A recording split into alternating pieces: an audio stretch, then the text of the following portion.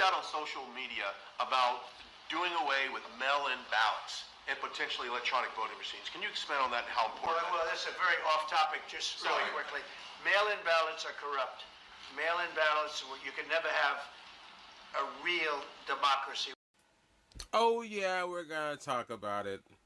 pushed out on social media about doing away with mail-in ballots and potentially electronic voting machines. Can you expand on that and how important Well, this is a very off-topic, just really quickly.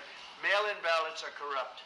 Mail-in ballots, you can never have a real democracy with mail-in ballots. And we, as a Republican Party, are going to do everything possible that we get rid of mail-in ballots. We're going to start with an executive order that's being written right now by the best lawyers in the country to end mail-in ballots because they're corrupt. And you know that we're the only country in the world, I believe, I may be wrong, but just about the only country in the world that uses them because of what's happened. Massive fraud all over the place. We're going to end mail-in voting. It's a fraud. If you have mail-in vote, even Jimmy Carter with this commission, they set it up. He said the one thing about mail-in voting, you will never have an honest election if you have mail-in.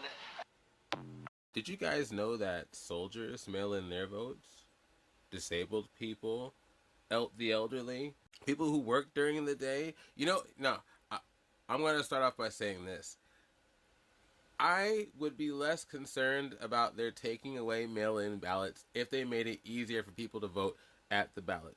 At the ballot, I don't know what it's even called anymore because we have mail-in where I live. At the voting booth. I don't know if you guys remember, the last election, they made it really hard for people to stand in line. Some people had to stand in line for hours. And the election before, they were giving people food and water. They were restricting that in some areas. If you were to make ballot voting easier at the polls, maybe I'd be okay with it. But that's not the case, right? They're taking away ballot boxes, gerrymandering. They're doing everything they can to win because they know that they don't have enough votes to actually win. That tells you something. Says you something. It says that they would never win if they played fair. That's what he's saying. Because if it was really up to the popular vote, right, and we could all vote from home, I guarantee you, this man would not have won a second term. Funny how he gets things twisted. He votes by mail. So many voters who voted for him vote by mail.